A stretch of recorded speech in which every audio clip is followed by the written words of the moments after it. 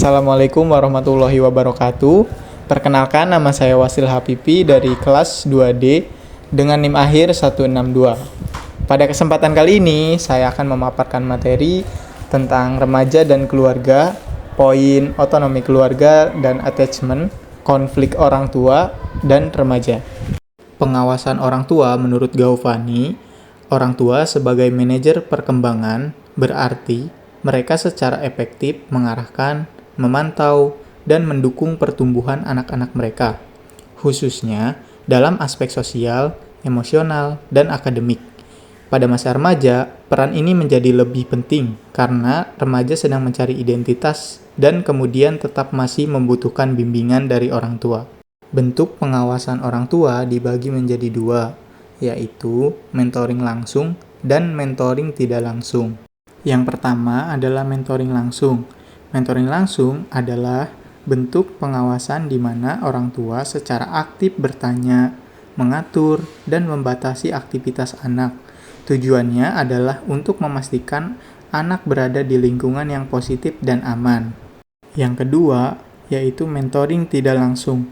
Mentoring tidak langsung ini adalah cara orang tua mengawasi perkembangan anak dengan menciptakan lingkungan yang mendukung dan tetap terlibat, meski tidak terlalu mengawasi secara ketat.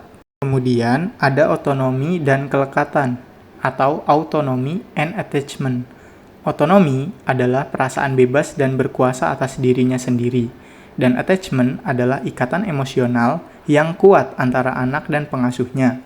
Pada sebagian besar remaja, orang tua perlu menyeimbangkan tindakannya dalam hal otonomi dan kendali, maupun independensi dan koneksi.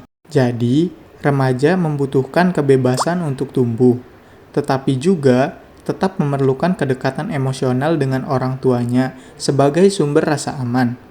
Keseimbangan ini mendorong remaja menjadi remaja yang mandiri, bertanggung jawab, dan tetap terhubung secara emosional. Jenis kelekatan dibagi menjadi dua. Yang pertama, yaitu kelekatan aman atau secure attachment. Kelekatan aman ini terjadi ketika anak merasa yakin bahwa orang tua akan ada untuk mereka saat dibutuhkan. Anak merasa dicintai, dihargai, dan aman secara emosional. Yang kedua, yaitu kelekatan tidak aman atau insecure attachment. Kelekatan tidak aman ini muncul ketika hubungan anak dan orang tua tidak konsisten, penuh kecemasan, atau diabaikan. Anak menjadi bingung, ragu, atau takut mencari dukungan dari orang tua.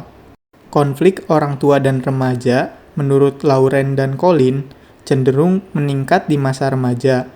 Sebagian besar konflik tersebut bersifat ringan dan merupakan bagian normal dari kehidupan sehari-hari. Contoh konflik umumnya seperti kurangnya menjaga kebersihan, cara berpakaian anak, kemudian jam pulang ke rumah yang terlalu larut, kemudian penggunaan HP atau media sosial yang terlalu berlebihan. Intinya, konflik ini bukan tanda hubungan yang buruk, tetapi bagian dari proses remaja membangun kemandirian. Menurut Quran Surat Luqman ayat 14, ayat ini menegaskan pentingnya berbuat baik kepada kedua orang tua, khususnya ibu yang telah berjuang dengan penuh pengorbanan sejak masa kehamilan hingga menyapih anak.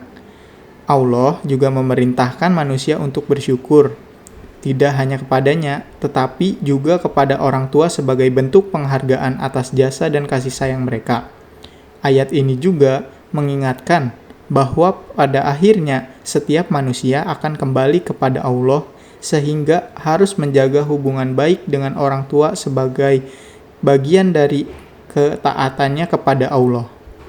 Pesan dari saya, hargai setiap peran dan pengorbanan orang tua kita.